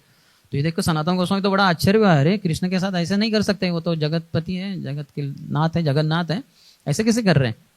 उन्होंने बताया भाई साहब ऐसा नहीं कर सकते, आप देखेंगे पंचरात्र की विधि के अनुसार भगवान को बड़ा आदर सत्कार के साथ ये करना होता है इत्यादि वगैरह। तो फिर हाँ माफ़ कर दीजिए, मुझसे गलती हो गई वगैरह। तो उस दिन रात में भगवान कृष्ण आते हैं, मदन मोहन इनके सपने में कृष्ण आते हैं सपने में पुरुषोत्तम चौबा के, और कहते हैं कि तुमने मुझे बहुत अच्छा सेवा की, लेकिन मैं अभी चाहता हूँ कि सनातन गोस्वामी मेरी सेवा करें, तो कल सुबह वो आएंगे तो उनको प्रदान कर देना मुझे, ठीक है। और फिर यहाँ सनातन गोस्वामी के सपने में आकर कहा कि हे सनातन तुमने ये क्या कर दिया। वो तो वात्सल्य रस में मुझे अपने पुत्र के समान हुआ और उनकी पत्नी पुत्र के रूप में मेरे साथ व्यवहार करते थे, अभी तुमने इतनी सारी उनको पट्टी पढ़ा दी, सब दास्य रस में वगैरह आदर करना होता है, अभी तो वो आदान प्रदान नहीं कर पाएंगे माता पिता के रूप में, अभी तुम चले जाना कल सुबह और मुझे उनसे ले लेना, वो दे देंगे आपको, और तुम मेरी सेवा करना। तो सनातन गोस्वामी जाते हैं दूसरे दिन और उनको प्राप्त होते हैं। और फिर अभी रखेंगे कहाँ सनातन गोस्वामी, उनका कुछ घर नहीं कुछ नहीं। तो वहीं द्वादश आदित्य टीला के ऊपर एक पेड़ था, उस पेड़ के क्या कहते हैं उसको, हॉलो में जो छेद में उन्होंने उनको रखा उधर, और उधर एक कुआं था, भगवान 5,000 साल पूर्व वेणुकूप बनाया उधर, तो उसका पानी वगैरह करते थे और भिक्षा मांगते थे, और भिक्षा का जो आया वो भगवान को भी अर्पण करते थे। तो काफ़ी बार ऐसा होता था कि वो भिक्षा में एक आटा मिला है वगैरह, उसको ही सेक के वगैरह सनातन गोस्वामी वो जो बाटी इत्यादि भगवान को अर्पण करते थे मदन गोपाल को। तो मदन गोपाल कहे एक बार, अरे सनातन ये क्या है, ये बाटी में कुछ नमक भी नहीं है, थोड़ा नमक तो डालो इसमें, थोड़ा रुचिकर हो जाएगा, रुच अच्छा आएगा उसमें स्वाद। बोले आप तो क्या आज नमक मांग रहे हैं, कल फिर घी मांगेंगे, ये सब करने के लिए मैं थोड़ा ही ना यहाँ आया हूँ वृंदावन में, मुझे तो महाप्रभु ने यहाँ भेजा है, बहुत कुछ सेवाएं हैं, तो आपको लेना है तो ले लो, नहीं तो फिर किसी और के पास चले जाओ। बोले नहीं नहीं सनातन चलेगा चलेगा, जो है चलेगा, ठीक है दे दो जो भी है। तो फिर देखिए भगवान के साथ कितना प्रेम है। तो फिर भी सनातन गोस्वामी को बुरा लगता था कि भगवान के लिए मेरे पास कुछ सुविधा ही नहीं है, मंदिर नहीं है, खाने के लिए खिलाने के लिए कुछ नहीं है। तो ये उनकी दुविधा जानकर भगवान ने योजना कर दी कि एक व्यापारी थे, तो उनका जहाज उधर फंस गया, तो वो जब आए दूसरी नौका से यहाँ, और सनातन गोस्वामी वहाँ मदन गोपाल नीचे खेल रहे थे बालक के रूप में, और वहाँ पूछे कि मुझे यहाँ किसी से मिलना है, मेरी नौका फंस गई। बोले ऊपर एक बाबा रहते हैं सनातन बाबा, बहुत अच्छे बाबा है, उनको प्रार्थना करो, वो अपने भगवान से प्रार्थना करेंगे, नौका सब ये हो जाएगी, समस्या कुछ नहीं। तो फिर वो जाते हैं ऊपर और उनसे बात करते हैं, तो उनकी नौका जो फंस गई थी आंधी तूफान में वो बाहर आती है, बड़े प्रसन्न होकर कहते हैं कि ये सब आपका ही है। बोले नहीं मुझे नहीं चाहिए, सनातन गोस्वामी कहे। बोले नहीं कृपया स्वीकार कीजिए। बोले ठीक है आप मदन मोहन के लिए एक अच्छा मंदिर बांध दीजिए, क्योंकि इनके लिए रहने के लिए भी कुछ नहीं, पेड़ के इसमें रखता हूँ मैं इनको, अच्छा नहीं है, भगवान के लिए अच्छा मंदिर होना चाहिए। तो फिर उस व्यक्ति ने बहुत अच्छा मंदिर बांधा जो मदन मोहन के नाम से बहुत ही प्रसिद्ध है। बाद में चैतन्य महाप्रभु ने गोपाल भट्ट गोस्वामी को भेजा सनातन गोस्वामी और रूप गोस्वामी के पास, तो ये दोनों ने उनको अपने छोटे भाई के रूप में स्वीकार किया। बाद में सनातन गोस्वामी ने एक ग्रंथ लिखा हरि भक्ति विलास, लेकिन इसका प्रकाशन उन्होंने गोपाल भट्ट गोस्वामी के नाम से किया। किसके लेखक हैं? गोपाल भट्ट गोस्वामी। देखिए अगर कोई किताब लिखता है, आप में से आपको ये नहीं पता होगा ग्रंथ लिखने में क्या पावर होती है, तो व्यक्ति अपना राइट्स देगा नहीं किसी को, लेकिन सनातन गोस्वामी इतने नम्र थे, वो सब उन्होंने गोपाल भट्ट गोस्वामी के नाम से वो प्रकाशन कर दिया उसको। उनकी भजन कुटीर बाद में उन्होंने पावन सरोवर में भी बनाई, क्योंकि मदन गोपाल ने उनको बताया कि आप उधर भी रहिए थोड़ा। वहाँ जब रह रहे थे तो एक बार एक शिव भक्त थे, उन्होंने शिव जी की आराधना की, शिव जी प्रसन्न हुए, बोले क्या चाहिए तुम्हें? तो बोले नहीं आपको जो ठीक लगे आप बताइए मुझे क्या करना चाहिए। शिव जी ने कहा यहाँ बाजू में ही सनातन गोस्वामी रहते हैं, बड़े अच्छे बाबा हैं, उनके पास संग करो, और उनके पास एक चिंतामणि है, टच स्टोन है, जिसको स्पर्श करने से सोना बन जाएगा, लोहा, तो वो तुम प्राप्त कर सकते हो। बोले अच्छा, तो बड़ी प्रसन्न होकर वो आ गए और फिर सनातन गोस्वामी से वार्तालाप किया। बोले आपके पास ऐसा कुछ है क्या पारस पत्थर? बोले हाँ है ना। तो फिर मुझे मिल सकता है कि हाँ मिल सकता है। कहाँ है? वो कचरे के कूड़े में पेटी में पड़ा है उधर। अरे कचरे के कूड़े में? तो फिर गए उधर से निकाला, नीचे था वो, और बड़ा प्रसन्न हुआ, घर में गया, सब सोना हो गया, बड़ा खुश हुआ। लेकिन बाद में विचार आया, क्योंकि कितना भी संपत्ति हो व्यक्ति कभी संतुष्ट उससे हो ही नहीं सकता। बाद में विचार आया अगर ये इतना अच्छा टचस्टोन है तो उन्होंने क्यों भला उसको कूड़े में रखा? तो कुछ तो होगा उनके पास इससे भी बढ़कर। तो आए फिर से वापस, बोले आपके पास कुछ है क्या इससे बढ़कर? बोले हाँ जरूर है। तो क्या वो मुझे मिल सकता है? बोले मिलेगा, लेकिन एक शर्त है, इसको तुम्हें यमुना में जाके फेंकना है। चलेगा, क्यों नहीं। तो गए और फेंक दिया वो पारस पत्थर, जिससे लोहे से सोना बन सकता है। फेंक दिया और आए, बोले क्या है आपके पास, बोलो बोलो क्या, बोलो हरे कृष्ण कृष्ण कृष्ण हरे हरे, हरे राम राम राम हरे हरे। ये गोलोक का सबसे बड़ा धन है, हरि नाम संकीर्तन, तो इसको लो तुम। तो वो उनको प्रदान किया। बाद में एक बार रूप गोस्वामी ने जब वो रह रहे थे राधा कुंड के उस तरफ, उधर भी है मदन, उधर एक स्थान है टेर कदम, तो वहां पे थे, उन्होंने एक ग्रंथ की रचना की थी। तो सनातन गोस्वामी थोड़ा ग्रंथ को पढ़ा, तो वहां राधा रानी के सुंदर बालों का वर्णन था। तो उसकी उपमा देते हैं रूप गोस्वामी उस ग्रंथ में। उनके काले घने सुंदर बाल ऐसे थे मानो कोई एक काला काला कोबरा, नाग जो है अपना फन ऐसे करके जो खड़ा है उसके समान।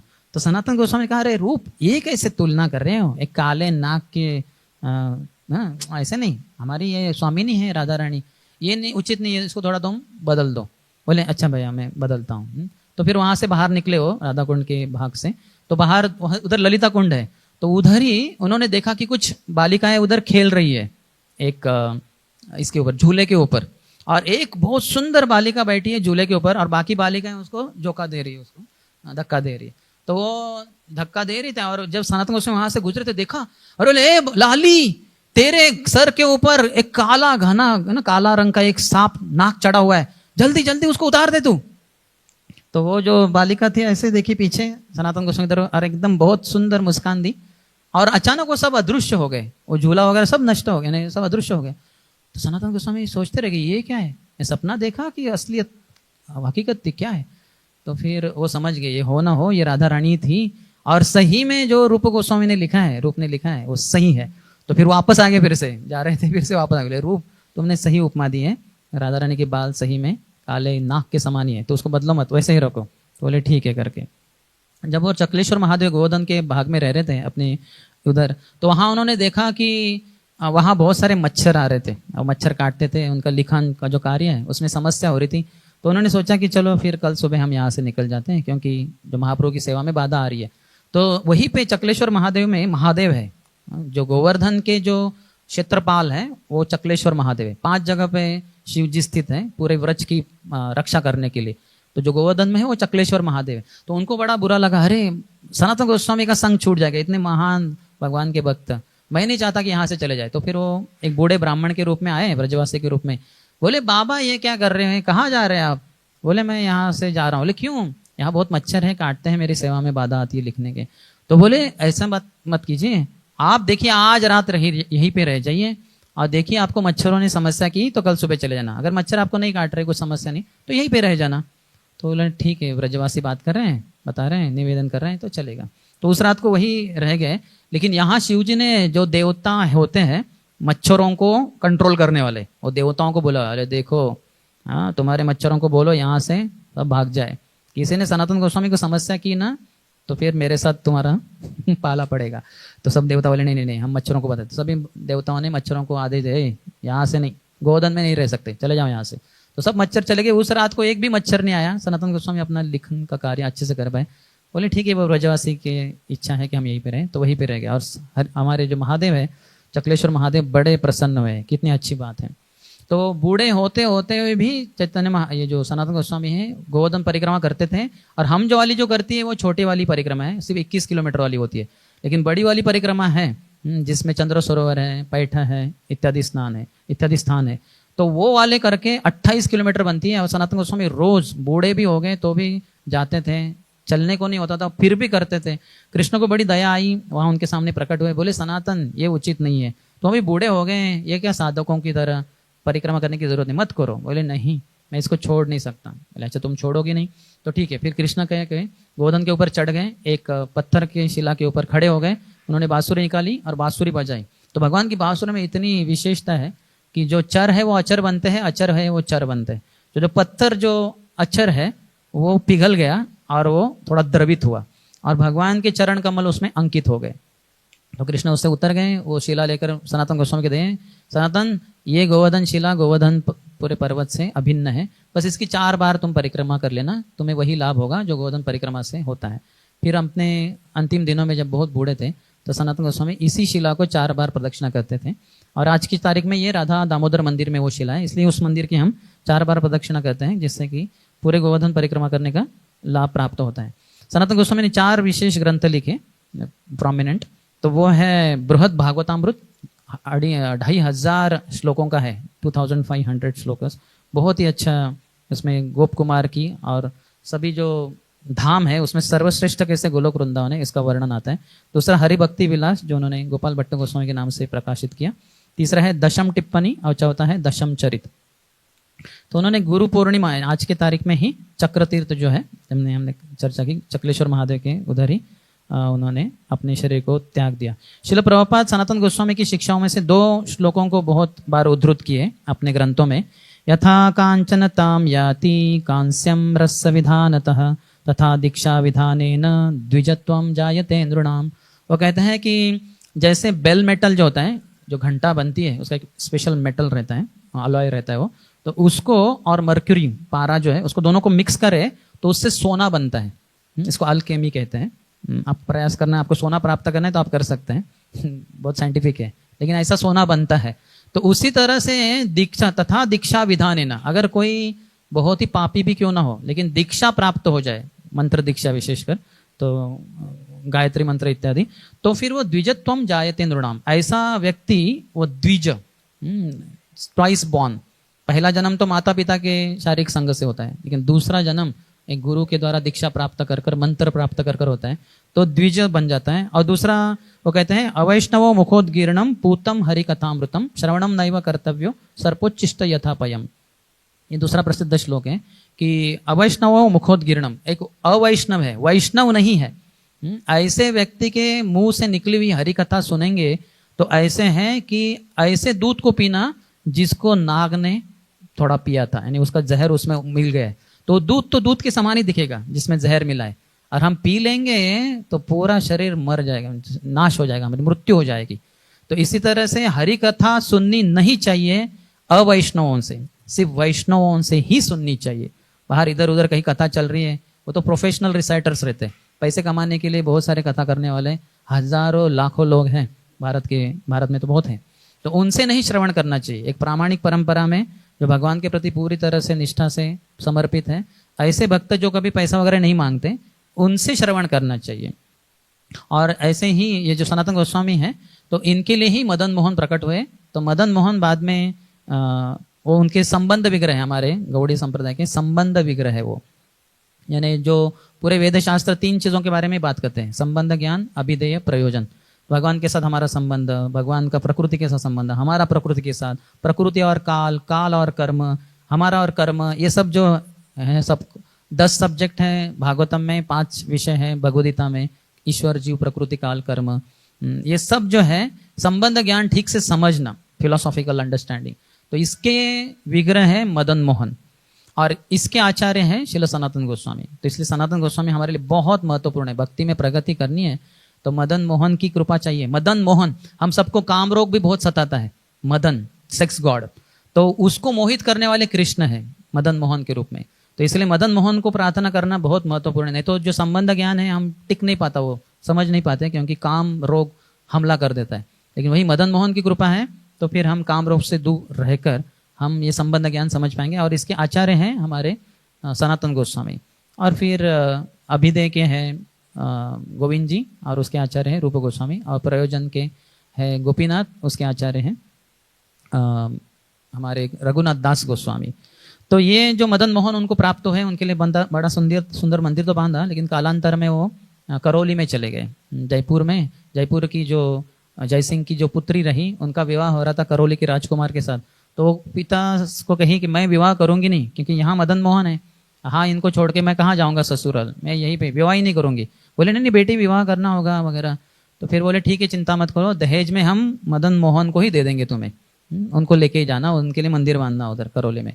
तो उनको दहेज में यही चर्चा हुई कि मदन मोहन हम दे रहे हैं आपको दहेज में, सोना चांदी नहीं, तो इनके लिए मंदिर बांधना होगा, हमारी बेटी का बड़ा प्रेम है। बोले चलेगा।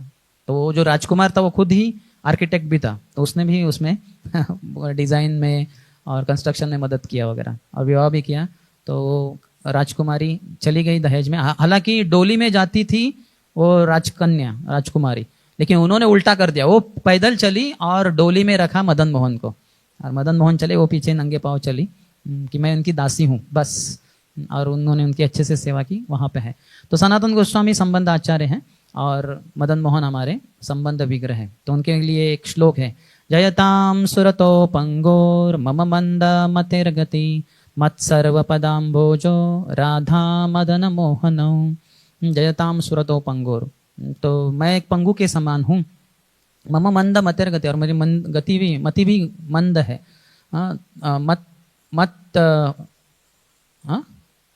मत सर्वस्व पदाम्बोजो, मेरे सर्वस्व पद अंबुज है, चरण कमल है, किनके?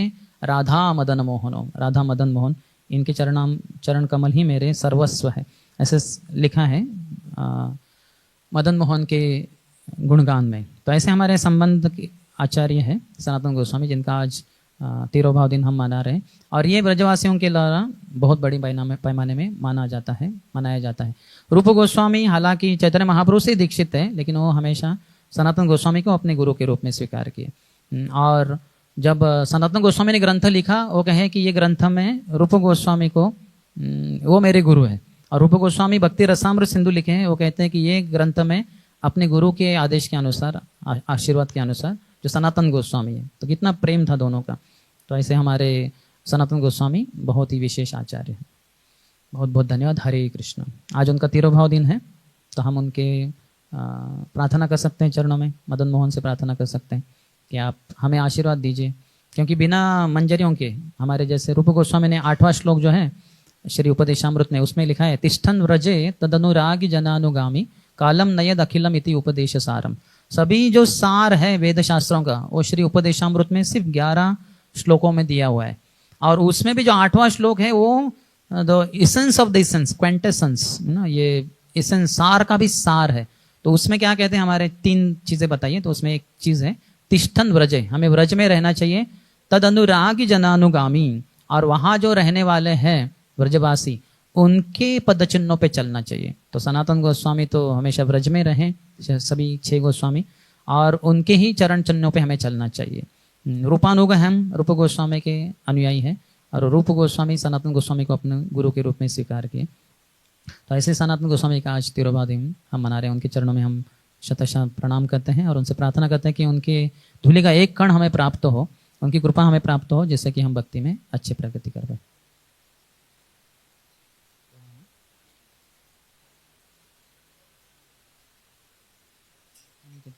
ठीक है, वो कह रहे हैं कि हम गीत गाएं तिरुभाव दिन पे जो गाते हैं, जे अनिलो प्रेमधन। जे अनिलो प्रेमधन करुणा प्रचुर, जे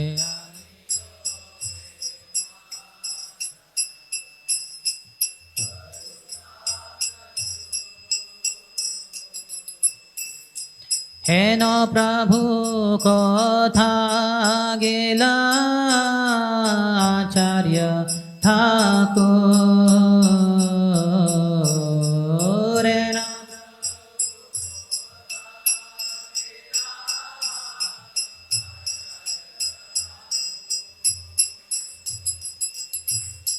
कहा मोरा स्वरूप रूप, कहा सनातन,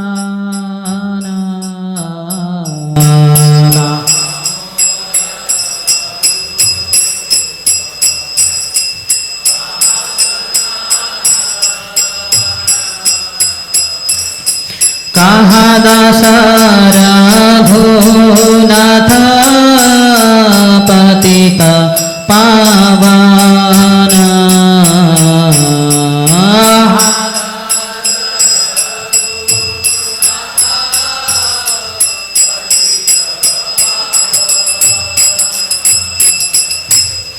कहा मोरा भट्ट जोग, कहा कबीरा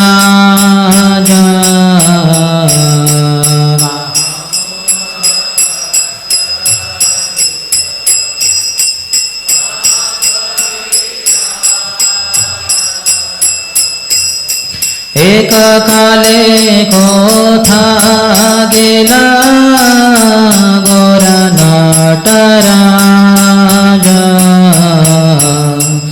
एक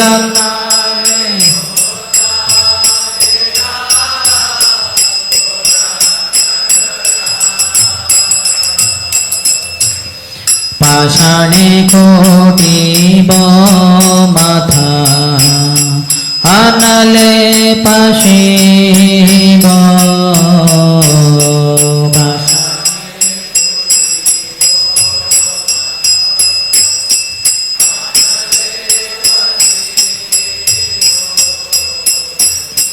गौरांग गुणेरा निधि कोथा गेले पाबो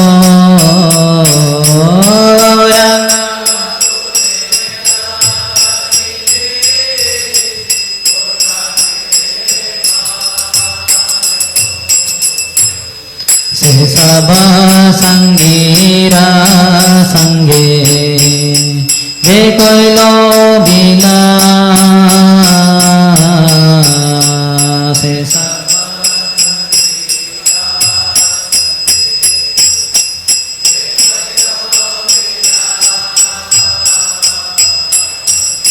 से संगना पाया कांदे नरोता मदा से संगना कांदे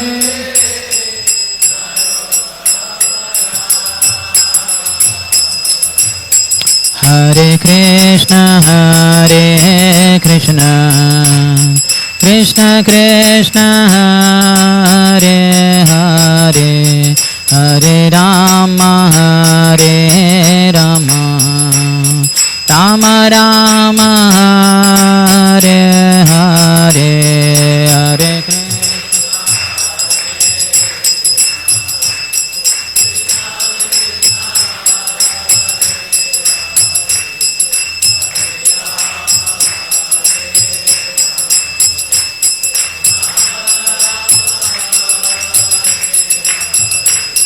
हरे कृष्ण कृष्ण कृष्ण हरे हरे हरे राम राम राम हरे हरे हरे कृष्ण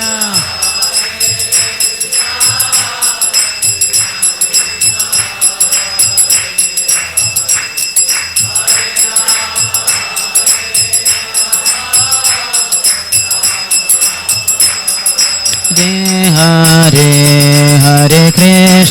हरे कृष्ण कृष्ण कृष्ण हरे हरे हरे राम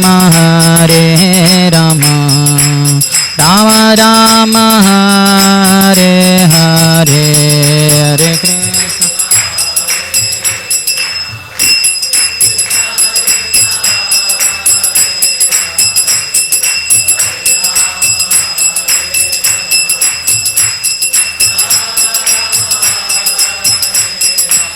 जय राधा मदन मोहन राधा मदन मोहन राधे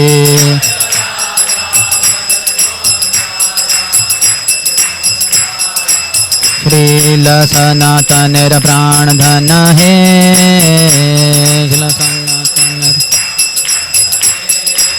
श्रील सनातन प्राण धन है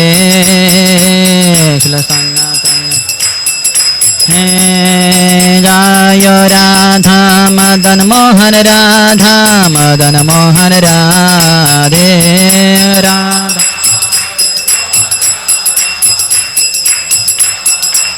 जय आचार्य ठाकुर जय आचार्य ठाकुर आचार्य ठाकुर जय आचार्य ठाकुर आचार्य ठाकुर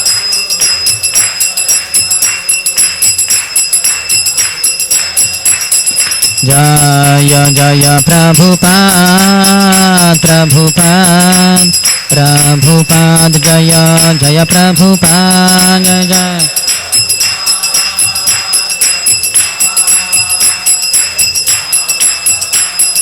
निताय गौर हरि बोल हरि बोल हरि बोल हरि बोल निताय गौर हरि बोल निताय गौर हरि बोल निताय गौर हरि बोल। श्री गुरु पूर्णिमा की, श्री सनातन गोस्वामी तिरुभाव दिन महामहोत्सव की, श्री सनातन गोस्वामी की, निताय गौर प्रेमानंदी।